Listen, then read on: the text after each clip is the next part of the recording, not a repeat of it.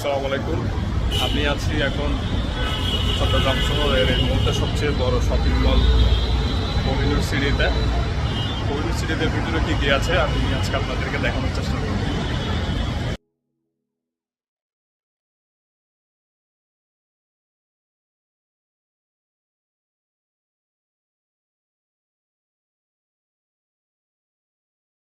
Honestly যেটা কথাবার্তা, আমার মনে হচ্ছে না যে আমি বাংলাদেশের মধ্যে আছি। মানে এত বড় শপিং মল এবং এত সুন্দর ইন্টেরিয়র করা, মানে জাস্ট ওয়াও, অসাধারণ।